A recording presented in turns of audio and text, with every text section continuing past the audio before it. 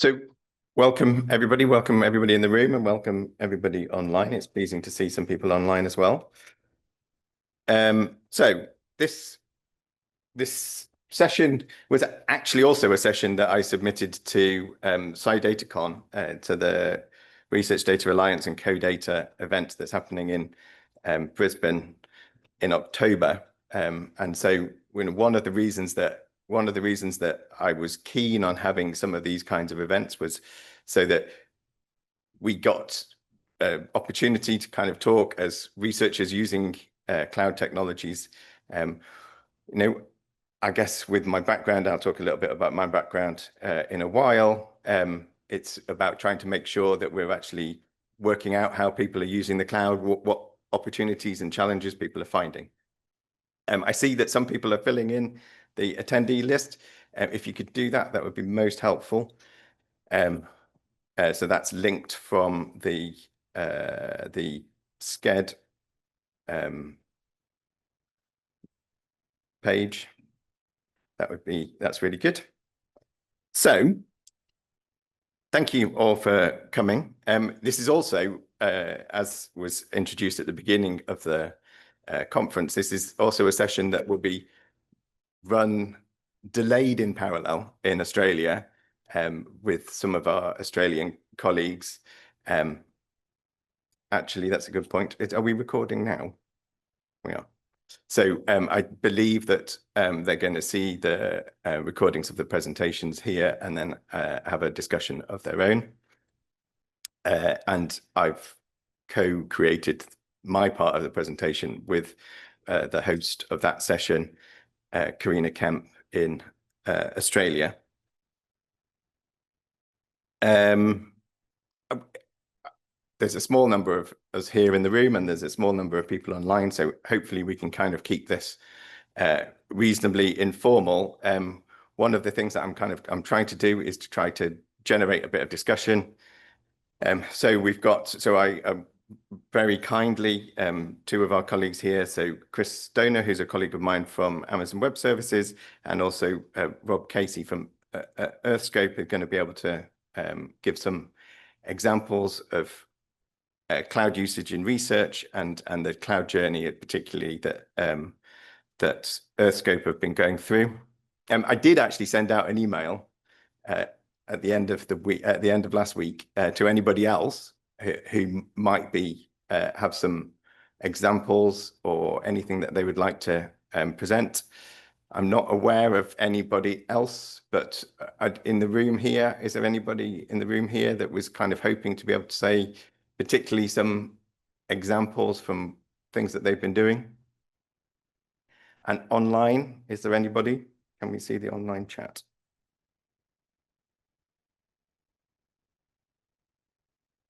Nobody's contributing the chat, so I assume that means that they're not. But anyway, so yeah, yes, just presenting some examples. But I just asked last Friday. That was all. But at the same time, there'll be lots of time for discussion at the end, so we can kind of share more informally examples. It's just if anybody turned up hoping to show some slides. So the purpose of this, as I said, was kind of to explore the opportunities and challenges of cloud adoption for research. And kind of the reason I'm standing here and trying to ask that question is that I recently joined AWS back at the end of last November. And I've spent 25 years working in research, trying to encourage researchers, particularly in the geosciences, to exploit new digital technologies, cloud being one of those. And so I know that there are challenges. I know that there are massive opportunities as well. And so it was really because of my background that I was keen on both coming to what is effectively my home community, but also to be able to kind of more broadly have these discussions about what can be done and how we can make cloud more usable and accessible for researchers. I am from AWS. Chris Stoner is also from AWS. This wasn't supposed to be an AWS sales pitch. Maybe I shouldn't record that bit because my bosses probably would like it to be. But this was really about kind of the broadest approach to cloud. I guess given that given our background, to at least 2/3 of the people who are presenting, there's going to be a lot of AWS examples, but to an extent they could be transferable for other cloud providers. And ultimately, it would be great to be able to have more cloud providers join such a group or join in such conversations. And it's something that I'm trying to facilitate as we speak. So if I go on to, how do I open? Let's unshare that.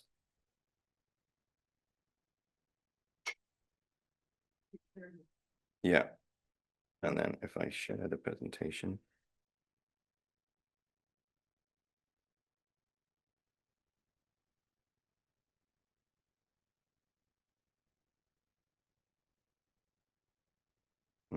Is that in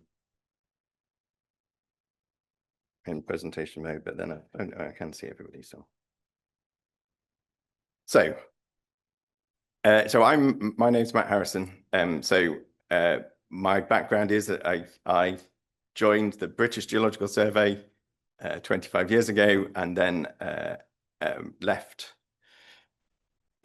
just before 2020 as the Director of Informatics, and then was the Director of Informatics at the French Geological Survey, which was a whole lot of fun because they had exactly the same challenges, really, as an organization, but I had to do it in French, which I hadn't quite appreciated. My schoolboy French had become rather rusty. But at the same time, it was really good to be able to see the same challenges from slightly different perspectives. And then about 18 months ago, I joined back with the Natural Environment Research Council and headed up the Environmental Data Service, which is 5 data centers across geoscience, atmospheric science, Earth observation, polar science, and oceanographic science. And so worked with them and indeed their on-prem HPC center, Jasmine, to be able to try and see how we could move forward with the data holdings that existed, how we could simplify and be a bit more strategic about the data that was coming in, which was even at that time was sort of verging on the unmanageable in terms of volumes. And so we had some notable successes in that short time I was there. And then in part because of some of the conversations that I was having about actually how we met the increasing gap between what on-prem computational and storage resources could offer and what commercial providers could offer. Eventually, I had a conversation with AWS and so started AWS last November. Let's see. So what my sort of plan was for today was to give a bit of an overview, give some examples from 2 of our contributors here in the room, talk about some of the opportunities, and then actually talk about what we can do about those, how we could potentially move forward more quickly, whether there are particular focus areas that are particularly challenging, and maybe some of those might be drawn out by the examples that we see. One of the things that I've become quite aware of in starting at AWS is that actually a lot of the examples that I go around talking with people about aren't from the earth or environmental sciences. They're from biological sciences. They're from space sciences of various flavors. And why is that? And are there things that we can do to kind of move our community forward? Are there any simple blockers or challenges that we could address as a community? And how we could potentially engage together to build a community that actually might be able to address some of these things. And how we can kind of build on the great stuff that's happened in ESIP up to this point. I think that one of the things that I'm very aware of is that it's a very ESIP up until this point has been a very US-centric group with maybe a Antipodean chapter, but how can we kind of, and this is a conversation that I'd had with Susan Shingeldecker at EGU at the European Geoscience Union meeting in Vienna before the summer. How can we actually kind of build some communities that transcend national boundaries and take advantage of the best practices that are happening out there? So I am incredibly fortunate now in my new role to be able to talk to people across disciplines, across the university sector, to the university research sector, across the government research sector, some conversations with people in the commercial research sector and the charity research sector. And there are a number of trends that we're seeing. We're seeing in those conversations around the increased focus on AI and ML. Many of you in the room and many people here at this meeting will know that AI, ML is all well and good, and generative AI is all well and good, but you've got to be built on good data and good and well-managed data. And actually, so I often get brought into conversations with directors of research. We must be doing more of this, that, and the other in the AI, ML space. But actually, the second part of that conversation is what state is your data in? How are you actually, how is that addressable? Are you using ontologies? All of those things, because otherwise your models are going to be quite limited. I already alluded to the challenges of big data and how the volume of data is exploding. We all know that, but also, increasingly the recognition that open science is something that is here to stay, and it's certainly in Europe. An awful lot of money is invested in open science, and so those kind of collaborations. One of the things that I worked on quite a lot when I was in the government research sector was building research infrastructures, and actually I see that those kinds of platforms, those kinds of meeting places for communities are very much lend themselves to working in a cloud environment. And so how can we actually leverage that? And then another thing that is also very apparent is that research funders and governments are very keen on understanding how to move those kind of scientific outcomes into the innovation space. And that we all used to joke that we had to write impact statements in our grant proposals, but they were basically meaningless and never followed up. But increasingly they become a high profile output of any research projects.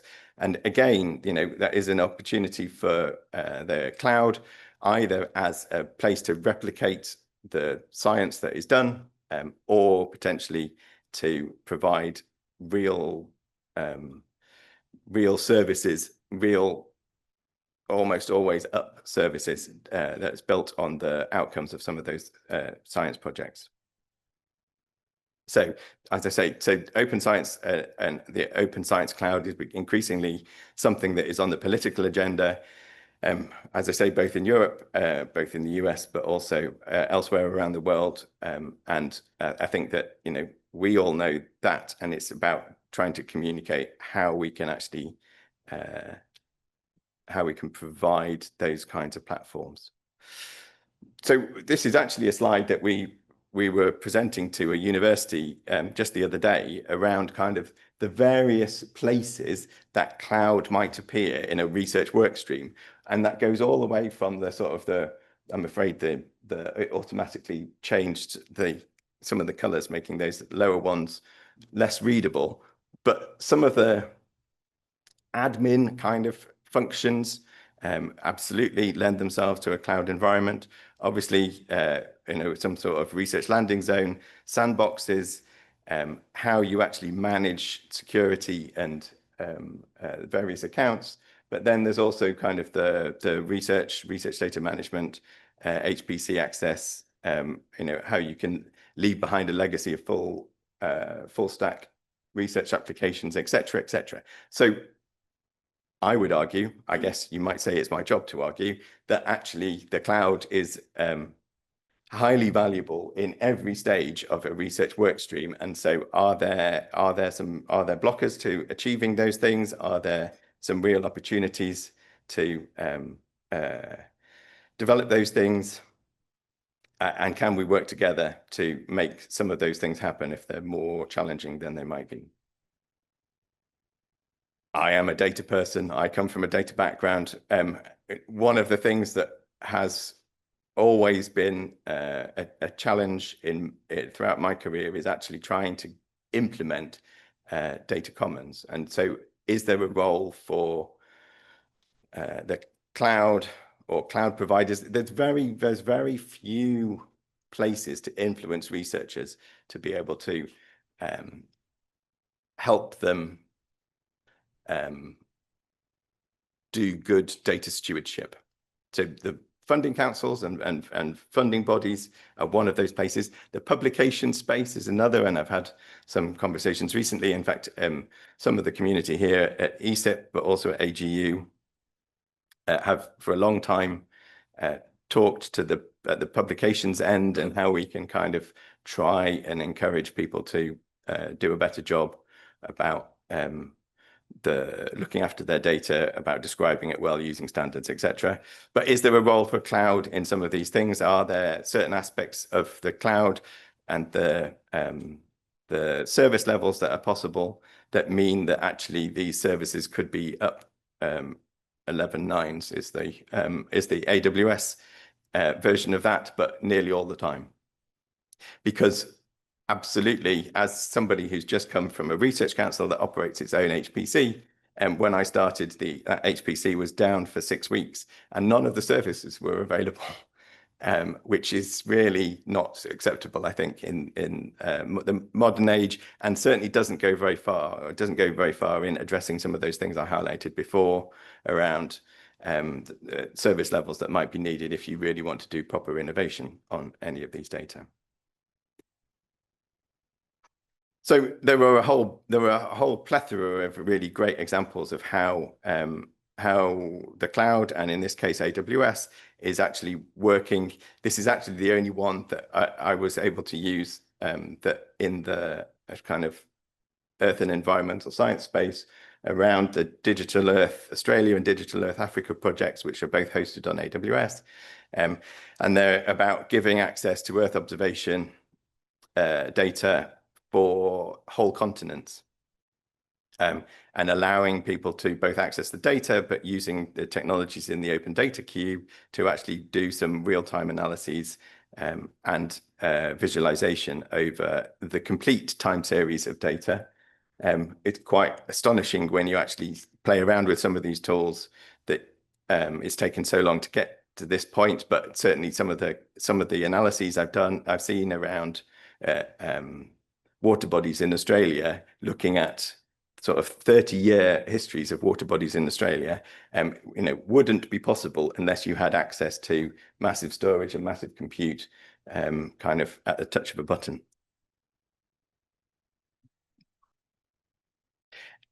Prior to, just to try not giving some AWS examples, prior to coming to AWS, so I was one of the people who set up the European Plate Observing System research infrastructure.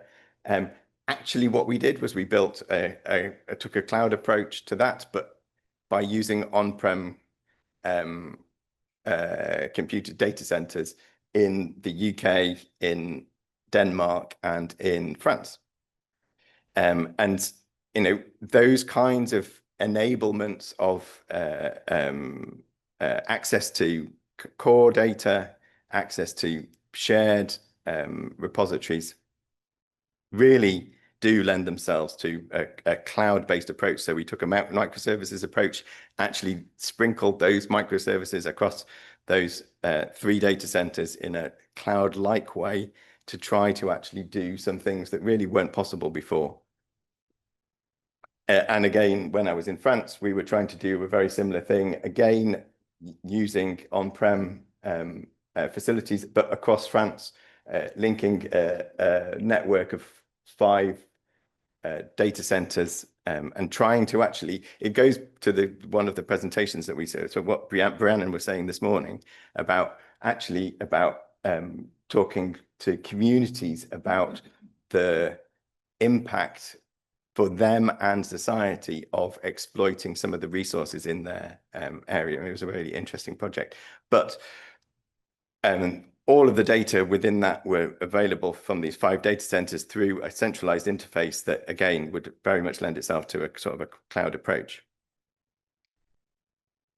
So I've got lots of these examples. I could keep going on. I'm not going to. So what I'm going to do is I'm going to pass over to Rob Casey now, who's very kindly offered at the very last minute to give a presentation about the cloud journey that Earthscope have been through. I have to work out which buttons to press now. So there's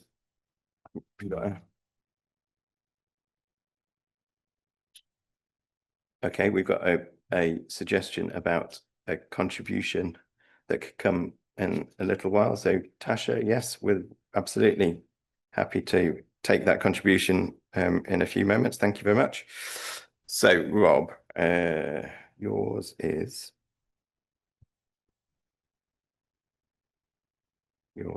there. And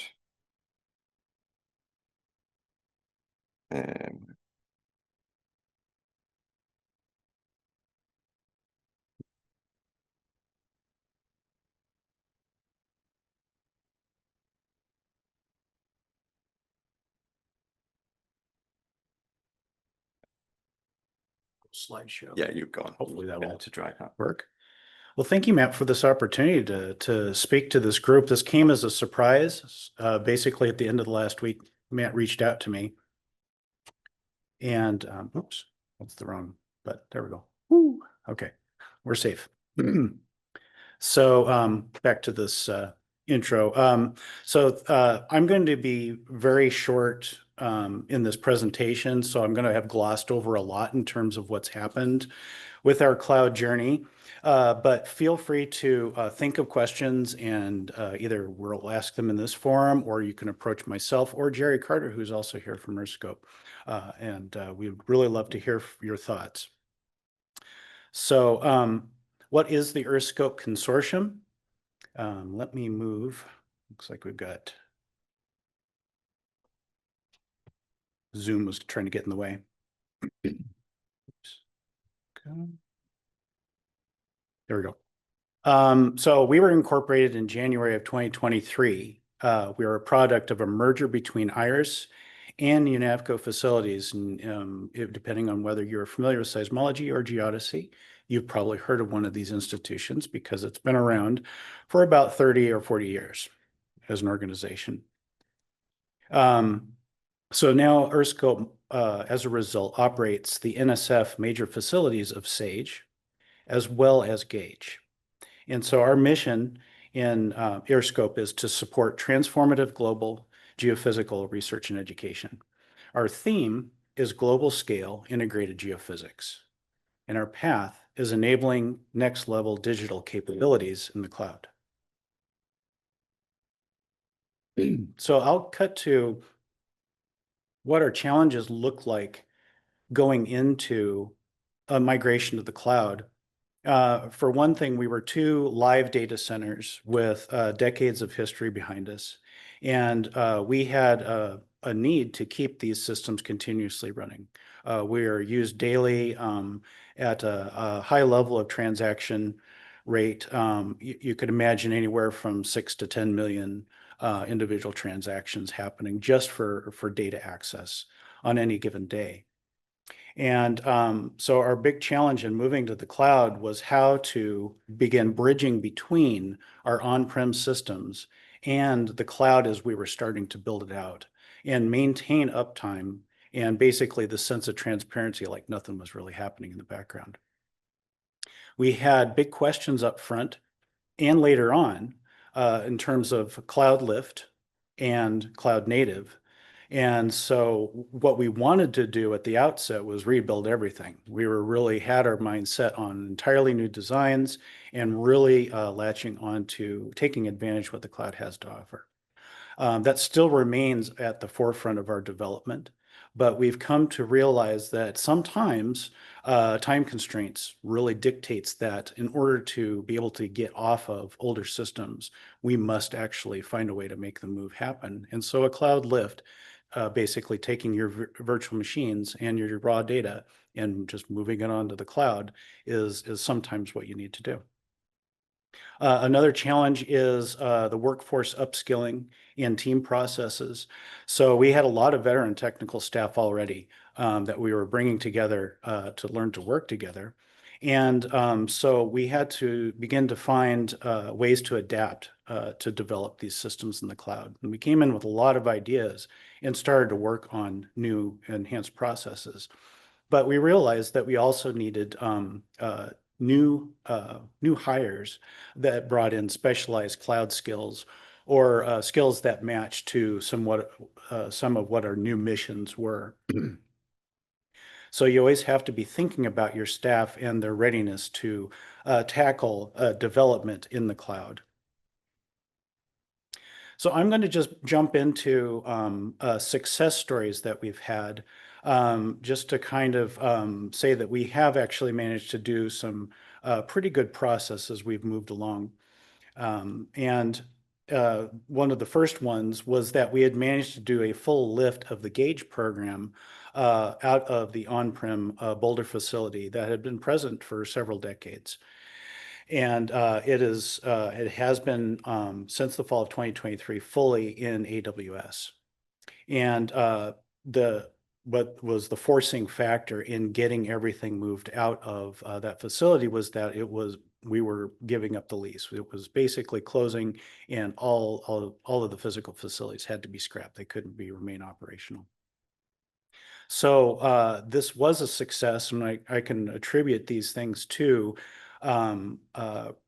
points in time where we recognized that we needed to lift some of the core systems, that we simply didn't have the time to rebuild everything in a cloud native format in the time frame that we had. And so recognizing what those systems were, mapping them out, and working early enough to get those into virtual machines and data stores was critical. Then we also, as we were also in the process of adapting newly built cloud systems. We have this vision of what we want to see an integrated data center look like. And so we already had a bunch of build outs in play. We had to learn to adapt these to the legacy systems that we brought over so everything could function as a coherent whole, even though we were kind of in two different worlds. We also had to make some hard decisions in terms of indicating some systems would either not be available or we were going to simply retire them. So we had to make decisions about things we were going to end of life. And I'm sorry for the Zoom marker being in front of there, but basically we had to bring the staff around to the idea of change, and change management was a huge aspect of both of just bringing our organization together and dealing with these changes in technologies and approaches. So, I have to give my hats off to the staff for being so adaptive to so many changes. Success story 2 is in the following year, June of 2024, we had successfully built out a real-time GPS data feed. These GPS sensors cover the North American continent, most especially in the Western continental US. And so we refer that to that as NODA. And USGS also has instrumentation that has contributed to these readings. There's about 760 stations where we feed normalized position solutions to the Shake Alert system. And so Shake Alert is our earthquake alerting system that is supported along the western coast. Washington, Oregon, and California are most strongly represented. And so this is a very big step up for not only for us, but for Shake Alert, because GPS data actually has a very good attribute in that you can make magnitude determinations very quickly when there's strong earthquakes, because you can actually visually see the ground moving with GPS instruments. And so where seismic instruments, which are highly sensitive, tend to get saturated and can underestimate the magnitude of an earthquake, GPS data can fill in and show the true magnitude, or the true estimate, the best estimate, let's say, of an earthquake. So you can know when to actually trigger an alert and to indicate what the level of severity may be within a given area that's being alerted. So that is live, and we used cloud native components and refactored some of the software and got this out within basically the first year of our build out in EarthScope. And one thing I can say is that we've taken a great advantage of cloud managed services to replace a lot of systems that we used to have to prop up and patch and build ourselves. Now we just go to AWS Cloud Managed Services to provide a lot of those key elements, and it helps us to more rapidly prop up new systems and keep them sustainable. Success story 3 is that we've built out a federated identity and single sign-on system. So the core feature of this is that we now are going to be able to provide enhanced authentication capabilities to better serve both the users and our stakeholders. EarthScope presents ease of access to authenticated interfaces, a lot of it relating to data access. When we use CI Logon for federated access, so a lot of institutions can be found on CI Logon. You can use those institutional logins to get an EarthScope account. And then we have single sign-on capabilities, including token interchange. We're moving into the realm of using JWTs. What this allows is access to restricted data sets. So some particular data sets have to be permitted for a particular person to access. And so we've been setting up a permitting system, and we're using fine-grained authorization for very specific data set marking as far as what allowances are. And so that's kind of one of our big build-outs. We are also moving into a realm of where we provide licenses to certain customers, where we permit them access to exclusive services that may not be available to the general public. And for us as well, it enables tailored tracing, so that we can sometimes intervene if there seems to be problems within our system. We can contact that user and provide them guidance in terms of enabling them a better experience on our systems. So we decided to go with an external provider for authorization and authentication. We didn't want to take up that role because that's not our specialization. So that was a big bonus for us. The fine-grained authorization model is what we employ, and I can't read even what that last one is, but basically we feel that this represents a jumping off point to other services, enhanced services that we can provide to users, such as GeoLab. So our fourth success story is the OnRamp program that we have. And Cloud OnRamp is an initiative to engage with the academic and research communities to provide information and workshops to help train them up with their abilities to work with the cloud and better use the services that EarthScope provides. And so this is one of our big ways to get the community involved get them used to cloud computing and not afraid of it, and actually empower them to make excellent software solutions that then benefit the entire community. GeoLab is one of the offerings we have, which is a cloud computing platform for the geophysical community, and it's built in collaboration with 2I2C. It offers a Jupyter Hub notebook environment, and it's actually, if I'm not mistaken, it's region localized to our data center, and so data transfers are much less expensive to run on that notebook environment. So if you have an Earthscope login account, you can launch Jupyter Hub instances. Down this last point, the latest on-ramp interactive workshop, which was just a couple of months ago, it introduced attendees to key cloud concepts and successfully walked them through the GeoLab system. And so we're already reaching out to the community and setting up workshops to get researchers used to using this kind of system for interacting with their data sets. This is the final success story. So I'm just kind of keeping things moving along here.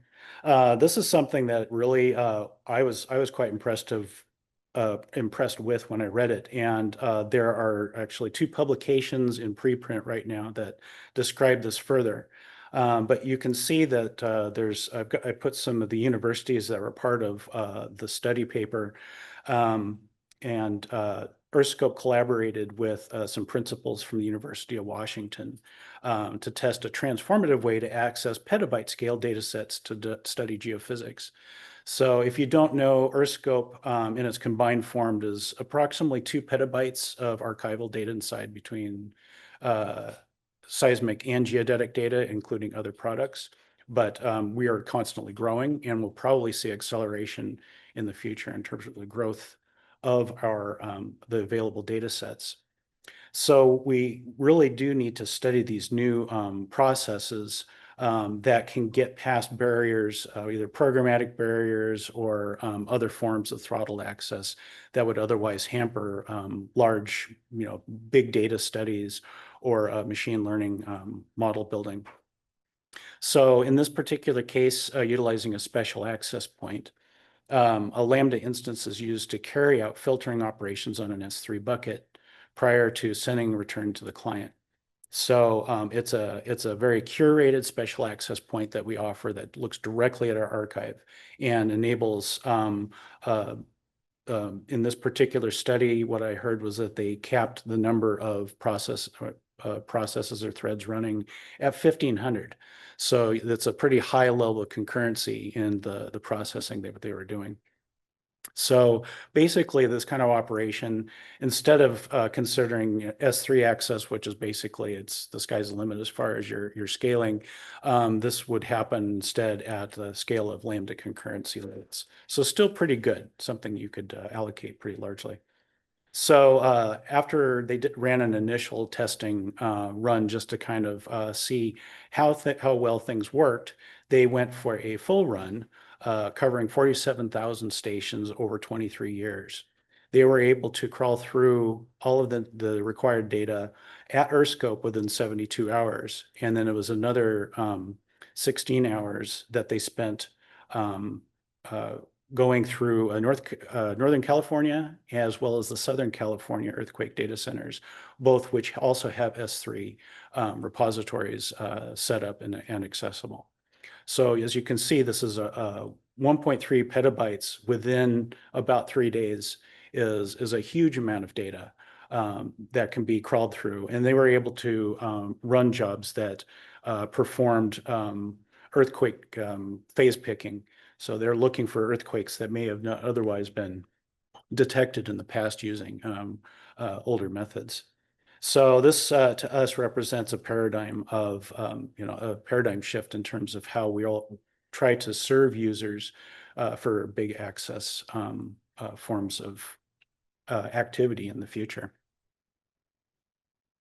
And so this is just the acknowledgements page. So I just want to, I'm really speaking for all of the great people that are behind this.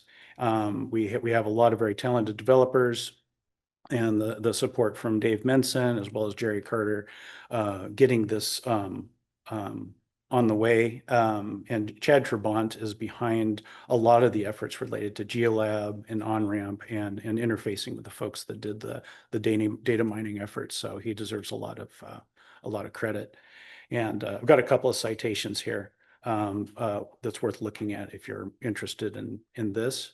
And if you want more information about earthscope.org, we have our website. It's very, very easy to remember. And if you have questions about data access, we have a help desk for anything related to data. You can send by email, and we'll be happy to get back to you. So that's what I have. Thank you.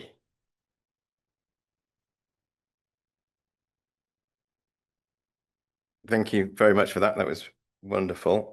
So any questions in the room before Rob escapes? And I see there's one online as well. Yes, actually, but it's not on. Test, test. That's a question for Rob.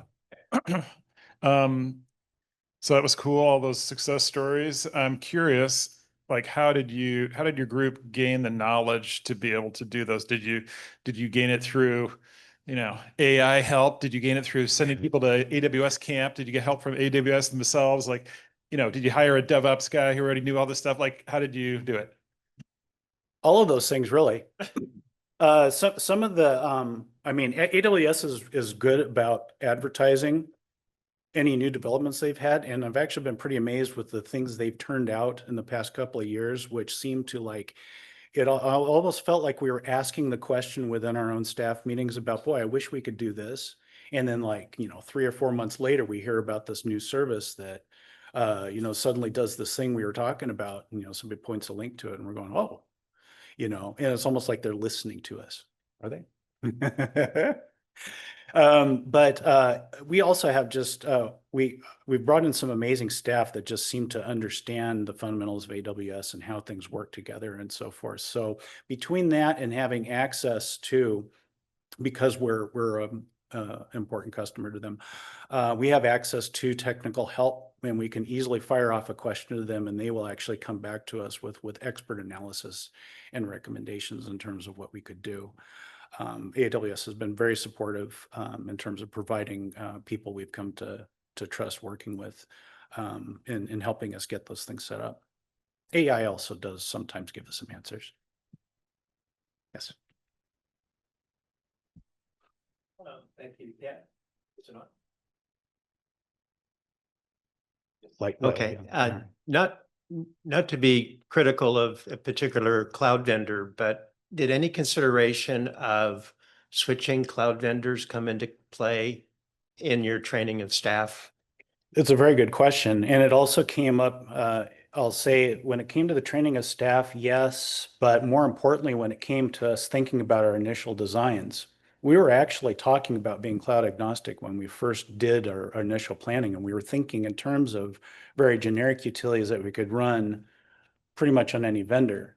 They helped give us a starting point, but when we had to make a decision on going with the vendor and we couldn't decide on multiple ones, we had to pick one. So post having made our selection with AWS, we started to realize that instead of using a generic Kafka system that we have to prop up and support and patch and all that, we're much better off going with AWS's similar Kafka-like system and go with their branding and go with their approach to things. And that was kind of our journey to start seeing the value of the managed services that AWS provides, because it's like you can just click and fire something up, and then it's just a matter of configuration or having configuration in your CI/CD processes. It does represent a certain level of danger in terms of switching to another vendor, as far as like what we write here isn't going to just lift over somewhere else. But I think we've found that to be an acceptable risk, in that we have managed to build out a lot of working systems and the talent that understands the fundamentals of how they operate, such that we could do a translation if we wanted to go to Google Cloud Compute or Azure.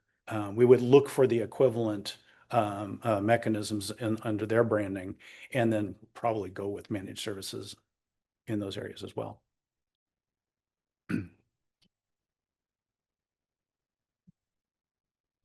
Thank you. Two questions. Did you have drivers for your move into the cloud beyond the physical facility shutting down? And second, how have your cyber infrastructure costs changed with this move? Mhm. Very good questions. I don't have full visibility on all the financial operations. Jerry could probably give you a better summary of how things have progressed over time. And since we're not fully operational in the cloud, we still have yet to see some surprises come up. Excuse me. But in general, the pressures were partly from our primary funding sources. We're pretty insistent that we seriously consider moving to clouds, like wanting us to nod yes. And then when we, I would say, interestingly enough, the COVID crisis basically popped in a very interesting time where we were going to be considering making the switch, going remote, away from physical facilities, and then thinking about how we were going to merge this organization. We started to think about the cost savings we could have by taking down utilization of some physical sites and becoming a fully remote force with a cloud system that is effectively portable to any geography or to any level of build out. And so we basically found a way to see a positive in it just from a financial standpoint, but it is a risk. It is hard to want to make that leap. And we kind of had to have some pressure from those with the purse strings, to be honest. Thank you. Are there any questions online? There's a specific request from Stace Bolio there to you about the next workshop. Are there any other questions online? I just see that one about the GeoLab Cloud on-ramp workshops. Yeah. So the last one we had was at the Gage Sage workshop, which it was either late May or early June. I can't remember because I didn't go to it. But we had a Cloud 101 workshop that lasted, I think it lasted all day. So where we could expect to see similar workshops would definitely be at Earthscope hosted engagements. But definitely feel free to find the outreach. You could even go to Data Help and ask about it if nothing else. But we have an engagement arm of Earthscope that plans these kinds of events. So we can start to get we can get you in touch with the right people who are actively wanting to plan the next workshop, and they're enthusiastic about this. They would love to hear from you. Great, you got a thumbs up from Stace online. That's That's nice. brilliant. So let's move on.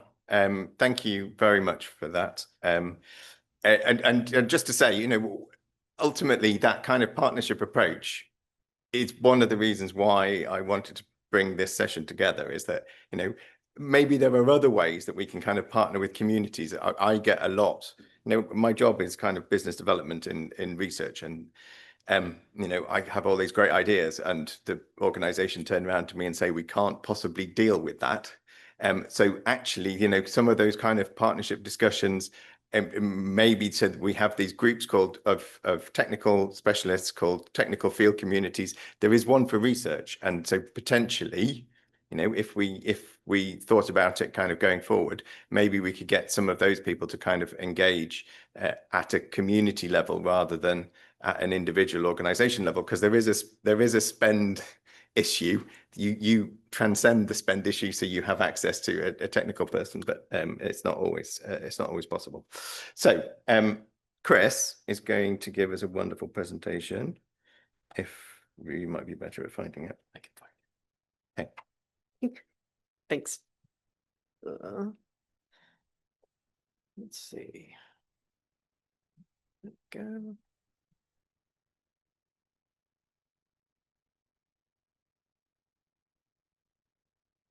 I'm used to a Mac, and this is definitely not a Mac.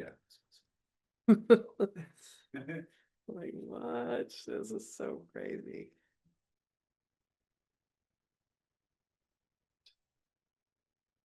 This is in a good spot.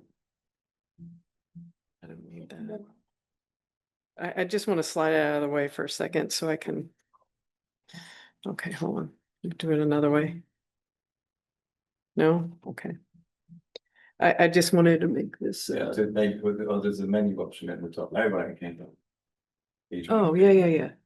Oh, I know that's in the way. Uh, There we go. Yeah. You leave it alone, it will shift itself. I just Move itself out of the way. But it doesn't want to, okay, there we go. Okay. Probably shouldn't have done that. So, hi, my name's Chris Stoner. I'm the Open Environmental and Geospatial Data Lead on the AWS Open Data team. So I'm going to talk a little bit about open data for those that aren't familiar what it is, and then talk about some customer use cases. Not everyone could join us at ESIP this year, but we have a bunch of use cases we'd like to talk about. And then I'll try and save some time for Tasha, I think, who wanted to also share some stuff. I gotta figure out how to make it advance. Okay, so open data on AWS, what is it? So you can kind of think of open data as two things. So we have the catalog, which is the registry of open data. That's over 700 different data sets, over 300 petabytes of data available to the public. That's at registry.opendata.aws. So that's one part of the program, the catalog. And then the second part of the program is the open data sponsorship program. So the sponsorship program, of course, there are limits and restrictions, but if you apply to the program and are accepted, AWS will cover the cost of storage and distribution for publicly available high-value data sets that are typically cloud optimized as well. So this gives the ability for everybody from NASA, NOAA, to a small research shop, a startup, commercial companies. We have like a little bit of everybody in there. There's even an IRS data set in there. I'm not really sure why, but it is in there. We have a broad range of stuff in the open data program. Of course, there's a community of practice for geospatial, a community of practice for environmental data, but also healthcare life sciences. As Matt mentioned, we have quite a bit of interest from healthcare and life sciences, especially around genomics. And then we have sort of the catch-all bucket, AI, ML. We have a lot of robotics and machine learning data sets as well. Still not advancing. I think I'm just broken. I don't understand Windows anymore. You know, I started my career in Windows, but it's all like gone from my brain now. So data at work. So I broke these down into a couple of different categories. So the first one is forest preservation and monitoring. So we work with a company called TerraPulse. They use NASA and NOAA data sets predominantly from the Open Data Program to determine a couple of things. So tree canopy, so they're using a vegetation index, forest health, so the moisture content in the canopy, and you can monitor all of this from space, as well as forest change. So of course you can see wildfire, burn scars, drought, you can even do insect destruction. But what's neat about TerraPulse is they also do some ground truthing. So they'll send humans out to make sure that what they have analyzed is actually what you would see if you went out and hugged a tree and measured the tree and did all the things. Everyone should hug a tree. There's, you know, the best time to plant a tree is today. So if you talk to the TerraPulse guys, they sometimes come to us to conferences. They're not at ESIP this year, but they did do a really great talk with me at Remars in 2022, I want to say. Really great product. They also have a couple of little side projects that they do that are open source, including some trail apps and some other cool stuff. So always really fun stuff coming out of TerraPulse. Impact Observatory, another customer using data from the Open Data Program, this time to do a 10-meter annual land use land cover. And in the lower left-hand corner, you can see the difference from, I think it's August 2021 to August 2022. We have a burn scar. You can see where forest is from, I think maybe it's 2020. there was a fire, and you can see the burn scar showing up a little bit later in the animation. It's a really nice product, very easy to use. They have, of course, their own visualization tools. So not only do they use the data and create their own data set and analysis, but they have a very nice, easy to use visualization tool as well. So rivers and oceans, we mentioned Digital Earth Africa. Matt mentioned them in the beginning. I have two examples from them. Digital Earth Africa was started by DE Australia. They came in country to a couple of places in Africa.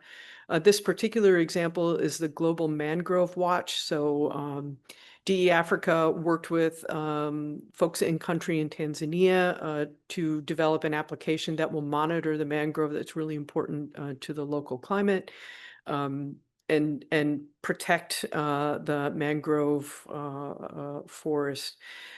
What's interesting about the way DE Africa works is they don't sort of like drop in, plop some technology in, and then just, walk away. They're upskilling folks in country.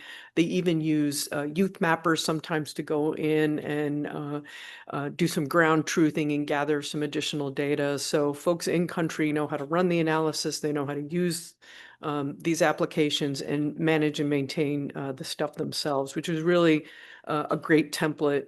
We're also working with them for the upcoming DE Pacific. I'm not really sure when that's going to come out, but it's a similar program. This is for the Monterey Bay Aquarium. So they have Pacific Ocean sound recordings. We actually have two different kinds of sound recordings, one from Monterey Bay and one from Orca Sound. They serve slightly different purposes, but it just really shows you the diversity of the types of data that can be out there and the varying usage. For Monterey Bay, they were tracking the whales and the different kind of whales that come around Monterey Bay and their aquarium. Orca Sound I didn't list here. I probably should have. Their data set is slightly different. They use different sounds from orcas, the little clicks and sounds that they make, and they provide them to container ships on the west coast of the US to make these sounds underwater to tell the whales to get out of the way. So the whales think it's an orca coming through or a pod of orcas, and they leave the area so they won't get hit by the propellant, the propeller of the large container ship, which apparently happens quite a bit. So really cool data, wild kind of usage for the data. Still sticking with oceans and sea. We also have quite a bit of data from NASA. This is the multi-scale ultra high resolution or MER sea surface temperature SST data set. I think the animation will run. Yeah, there we go. So really cool animation, shows you the sea surface temperature. Sea surface temperature, of course, tells you quite a lot about that ocean habitat and what's going on in your oceans. Okay, I'm not really sure what that last bit was, but NASA has actually quite a few data sets in the Open Data Program. NASA, NOAA, EPA, Digital Earth Africa, and the Amazon Sustainability Data Initiative. There's one other, Allen Institute, have what's called a collab in the Registry of Open Data. So when you go to the Registry of Open Data, there's a block of text with a bunch of blue links, and you can quickly jump down to just the NASA data set. So it'll filter the Registry of Open Data to just their stuff. So if I talk about collabs later, that's really what I mean. DE Africa actually has a collab because they have so many data sets in open data. So DE Africa, we've mentioned a couple of times. This particular one is interesting because not only do they use a bunch of data in open data, but they also contribute back. So they create their own data sets. So sometimes it's just downscaling to their region, but other times they are actually creating their own data by combining different data sets from NASA, NOAA, and others, and then contribute back to open data. This particular one is coastline. So of course, 40% of the world's population lives within 100 kilometers of the coastline. As we have sea level rise and changes along our coastlines, that can put different communities at risk. At-risk water bodies from space. This one's a little bit old, but really just a fantastic use case when we're talking about how cheap it is to run stuff in the cloud when you do it right. So Blue Dot Observatory is monitoring the Theeswaterskloof Lake outside of Cape Town, South Africa. But they also monitor about 7,000 other water bodies using satellite imagery, mostly Sentinel-2, and it costs them about €6 a month to process that data. That's really cheap. So they're looking for a couple of things. They're looking for drought. They're also looking for flooding, so they can sort of manage what to do about drought and flooding in country. And I think, oh, climate financing.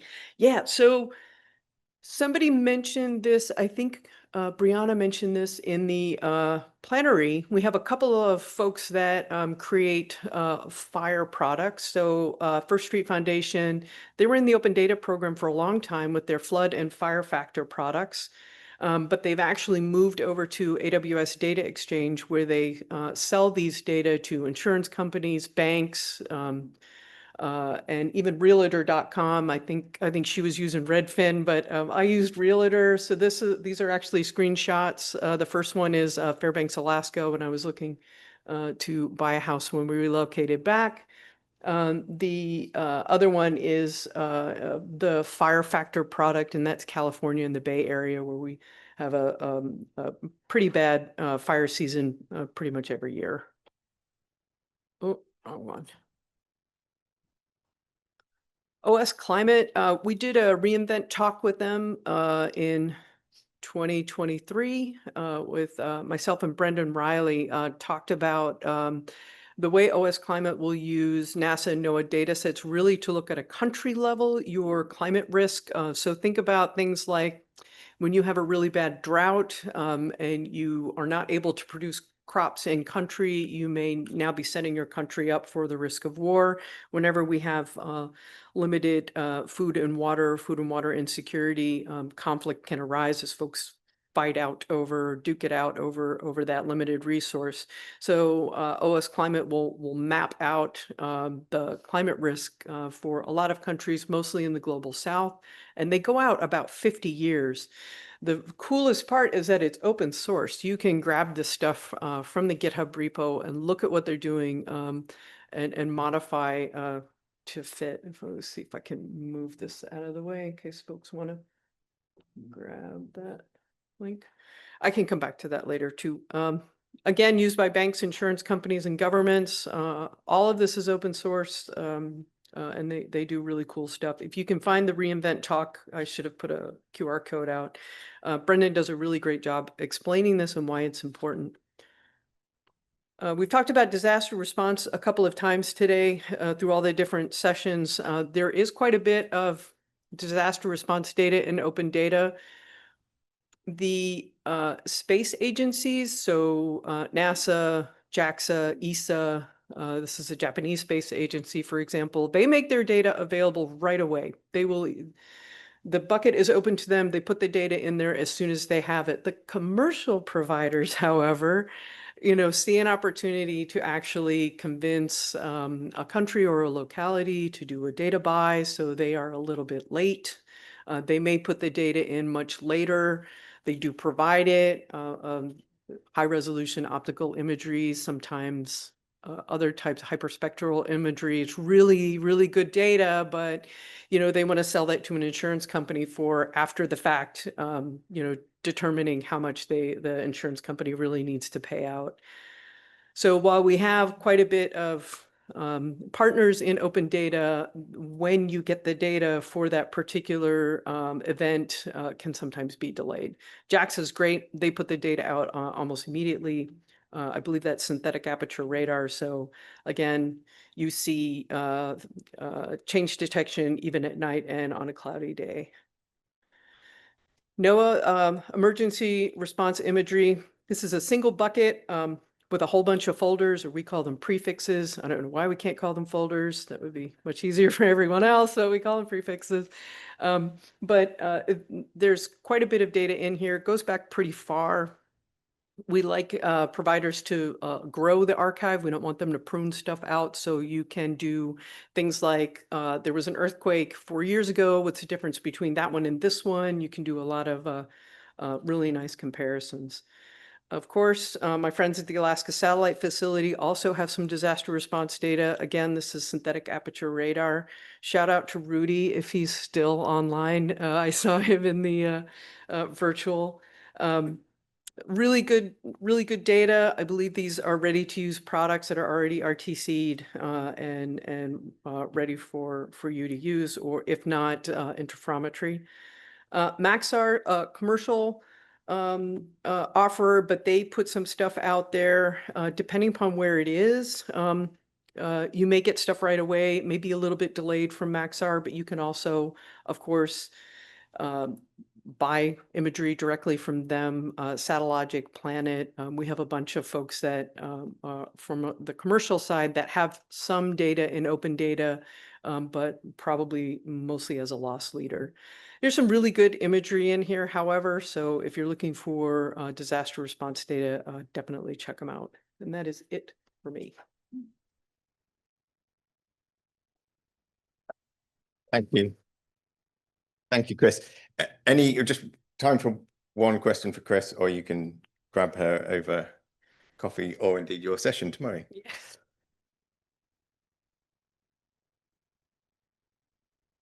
Yeah, just curious to, I think something that Matt, you had mentioned earlier, which is like to make all of this stuff AI ready, what are the ways that we can be thinking about the metadata layer and ontologies? And curious if within the context of all of this work, is there stuff that you all are doing within AWS or working with partners to try and make that discovery process more machine readable and just semantically, yeah, integrated?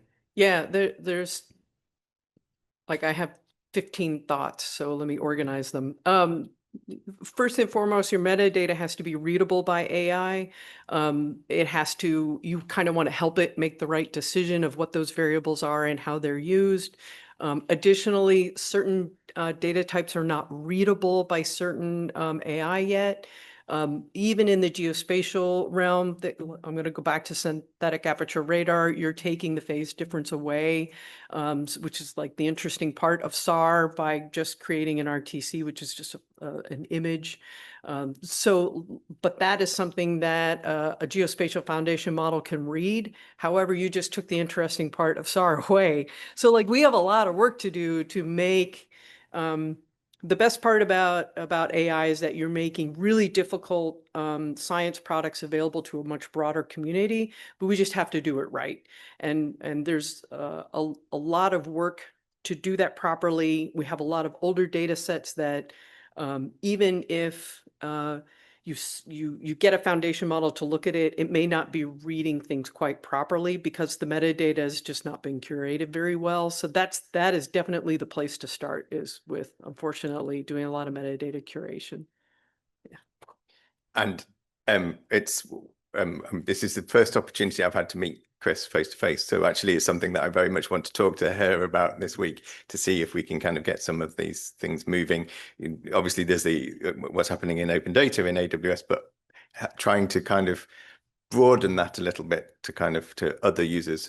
You know, one of the things that's kind of strange to me is that AWS are kind of a silent party in so many of these kind of things because processing is done, you know, projects are run, storage happens, et cetera, but it's something that it's something that I want to very much talk to her about.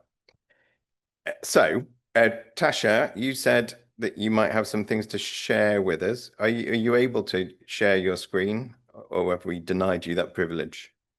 Oh, let's see. Well, we can hear you. That's a start. Send request. It didn't allow me to. Because it just seems to be a normal instance of. Oh, now I got it. Okay, you've been given the privileges. Can you see? We can. So yeah, could you do maybe 5 minutes? Is that enough? Oh yeah, I can do this in 1 minute if you want. Okay.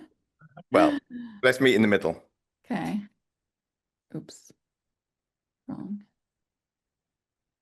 All right, can you see it? Yep. Okay, so this is, I mean, unprepared for this talk, but I kind of had it for the workshop coming later, session on foundational to emerging cloud native technologies, part 1. So if you want to learn more about like CryoCloud, and CryoCloud's a Jupyter Hub that we've done all of this work on. It's a Jupyter Hub also run by 2i2c, which is where the Earthscope GeoLab is also maintained. I'm just going to show a workflow that I built for Landsat sea surface temperatures. And it's a pipeline that I've transitioned from my local computer to the cloud. So I've kind of just done a case study on, what that improves for us.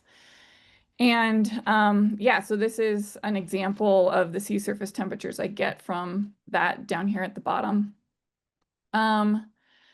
And this is what the workflow looks like. I'm not going to get into much about it. There's, discovery and acquisition, pre-processing, retrieval, and calibration that we do. But we are getting our data from various data sources, some of them in the cloud and some not, and some of them in cloud usable data, and some like this Moto 7 water vapor data. This comes from MODIS from NASA, and it's in HDF4. It's a legacy format that you have to download. So you can't actually stream it into the cloud, which basically our way of accessing it is to download it and then temporarily and then immediately delete it as soon as we read it into memory. But the rest of this, especially the Landsat data that I'm using, is cloud optimized. That's the most helpful part of this. And so I built this pipeline when I was in graduate school about 6 years ago, and this is what the pipeline looked like. So I'm showing the tools that we needed to use, which are various tools to be able to search, download, and unzip the files, and then put it into Python. And because each step is very time intensive, we're keeping every intermediate step. So there's about 6 terabytes of data storage involved in this, and just finding and downloading the data takes weeks to months because it's all manual, and it's about 1 hour per image that it was costing to process this. And then fast forward to now, putting it into CryoCloud using AWS to access Landsat data, we can process this in a minute instead. And all we need to do is to have, the right code, the Jupyter Hub platform, the cloud optimized data format, which is a very, I think, underrated thing for all of us. Is having the cloud optimized data format is really important. And of course, the data accessing tools in place brings the data storage down by orders of magnitude, as well as the processing time. So that was an interesting case study that we went through. And yeah, I'm happy to answer any questions, but it's just a quick case study. That's brilliant. Thank you very much, Tasha. Are there any questions in the room or online about that?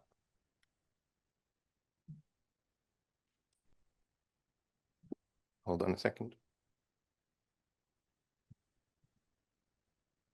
So for the cloud optimized data part, were the HDF4 files and the ERA5 files, did you create references for those, like in the KurzChunk or virtually czar sense to make them more cloud up? Okay. No, not at all. We just, the ERA5 was small enough that we downloaded that and felt that it's a really small data set. So I actually provided the code for people to download exactly what we got. But yeah, the data that we were downloading from NASA was, yeah, we didn't do anything to that. We just download and delete. Okay, thank you. That's brilliant. Thank you very much for sharing that. And people can catch you, I guess, at the workshop later in the week. What day is that on? That's today at 2 p.m. Okay, thank you very much for that. Mm-hmm. So let me go back to my presentation. Except you've done something to it and I can't navigate myself now. Why is that? can go forwards. All right. Yeah, no, I was just wanted to go back to the very beginning. So we have 15 minutes before the end of the session. So what we've done in this session is we've talked. I did ask for opportunities and challenges. Everybody obviously always wants to talk about the great things and the things that have worked. Nobody so far has talked about challenges, but I'm sure that they are actually out there.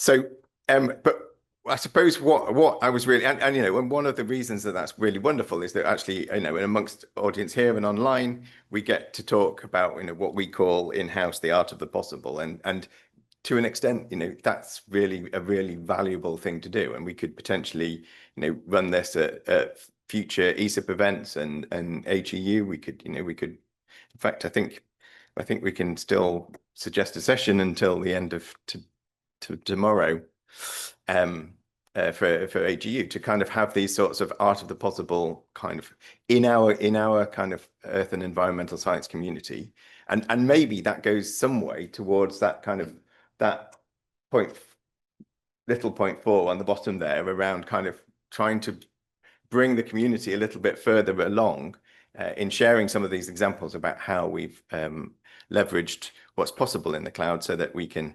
kind of, you know, build more foundation models, do some of the kind of those sort of cutting edge things, or be more involved in those discussions about some of the cutting edge technologies that are out there.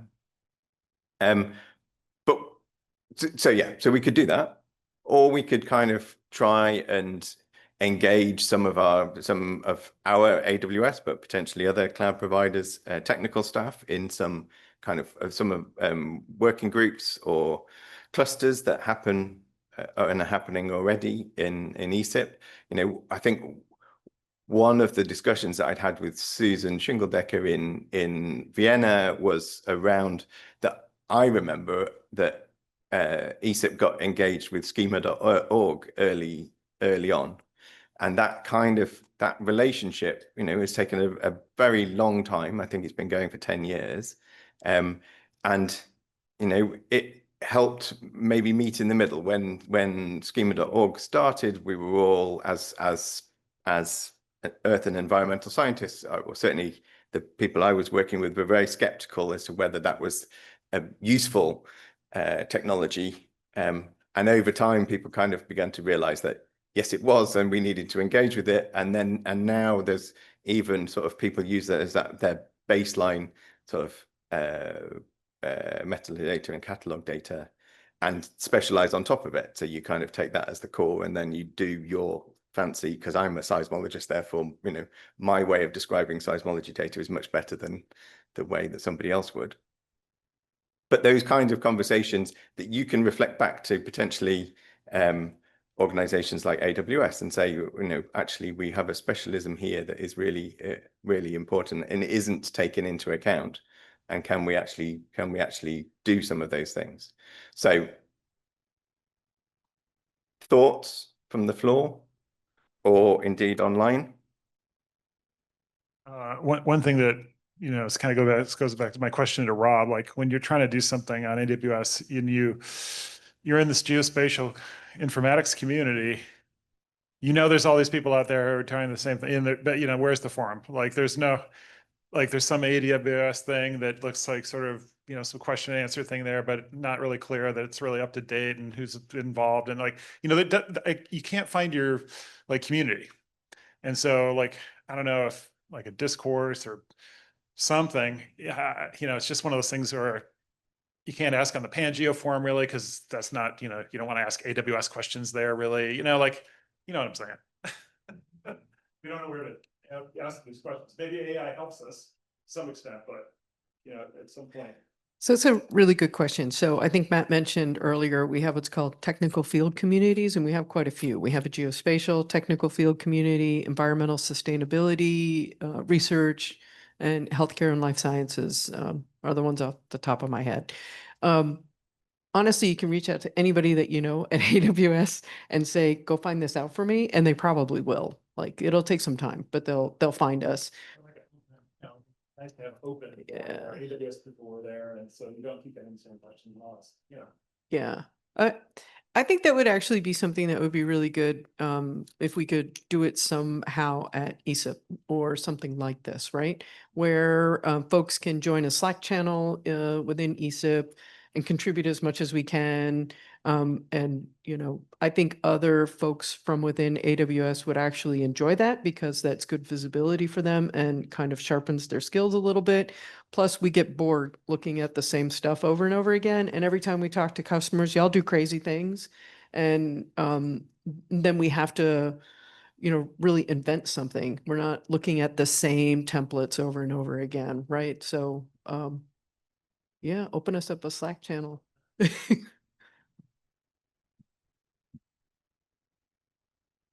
Yeah, at Embari, we're engaging more with AWS, and a nonprofit group came out different than your group, I think. I'm not sure. But they mentioned there's an AWS conference that's well attended from the nonprofit sector. And my concern is that sense of community in that one place. And if there's multiple efforts to kind of create that, then it in effect kind of divides us. So I'm not sure that's relevant, but the idea of ESIP and a cluster to bring that community together is attractive to me versus, say, an AWS nonprofits conference. So, I mean, it's an interesting point. So I actually talked at the UK nonprofit Imagine event the other week, and I got an amazing response. I was talking about research data, and all of these charities actually came up to me and said, God, yeah, we've got this problem, you know, and we don't know who to talk to. And it's like, well, you know, over in the research side, we've been talking about it a lot. And in the, yeah, so I completely agree. So the other option is the kind of the Research Data Alliance. You know, certainly that's some of us in the room, no doubt, have been engaged with RDA over the years. It's broader than Earth and Environmental Sciences, potentially. And, you know, some of those groups kind of do get sort of dragged off in different directions, but I guess, you know, they are only responsive to the communities that they are serving. So that's another place to do it. But kind of circling back, you know, the reason that I'm here now is because my session was accepted here and it wasn't at RDA. And because I've seen it happen before with, you know, with Google and schema.org. And so, and, you know, potentially there is an opportunity there. And, you know, as much as maybe I joked at the beginning that I don't want this to be an AWS only thing. If it's AWS, it has to be an AWS only thing. Whereas if it's kind of, you know, hosted by somebody like ESIP, then it could be more broad than that. But yeah, what you're saying is making me think about, so Google has some kind of a parallel project to the open data registry that you're talking about at AWS. Are there, you know, when schema.org started, that was an industry coalition kind of conversation. So has the work that ESIP and the Science on schema.org groups been doing, has that moved into the cloud services private sector where you all are then talking to the Google open data registry people about, you know, interoperability at that level? And what would it mean to make some of these larger providers such as yourselves who are working with hosted data sets to have stuff queryable across the AWS and the Google infra, or that kind of question? So yes, at ESIP in Asheville last year, we talked about one stack catalog to rule them all. The idea is this won't work for all data, but definitely for quite a bit of geospatial data and most environmental data. If you create those sidecar stack files, we could have a stack index that is not, or a stack endpoint that is by any particular cloud provider, but is hosted by somebody else. Radiant Earth stepped up and said that they would fund it. Hand wave because Jed isn't here. And NCICS, North Carolina Institute for Climate Studies, is actually developing a prototype. And the idea is that this endpoint would work across the different cloud service providers. It would work if you have some on-prem stuff that you want to make available and you can deal with distributing from on-prem. It would really be everything, but it's discovery. It's not anything more than discovery. So it's like it's the first step, but then we've got more steps after that. And you're still going to have some challenges with, and I think this was something that we were talking with NKICS about, is that if, garbage in, garbage out, if you have really bad metadata that you're stuffing into Stack, people still aren't going to find your data, right? So we need to have sort of best practices for how you want to create those Stack files so that your data and my data, which are very similar, could be easily found together and used together. But yes, but I didn't talk to Google or Microsoft about it. We just kind of winged it and said anybody can play in that area. But they're very nice people, and I met them both at Cloud Native Geo.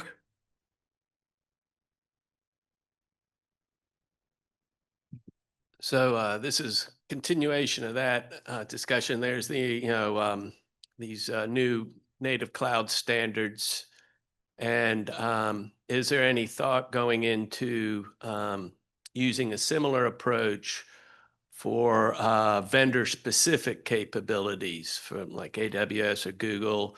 One example may be AI that would allow users to have the flexibility of running something on AWS, but then also maybe even moving it to their local system and also using another vendor.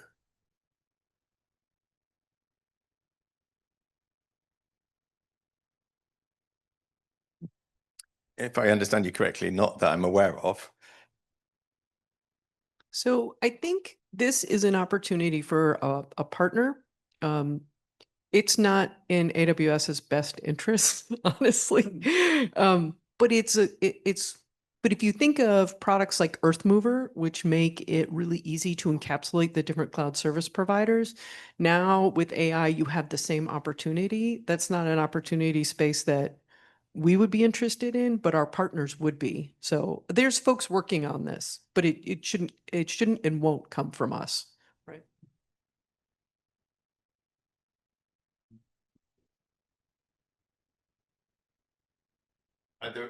Is there any contribution online?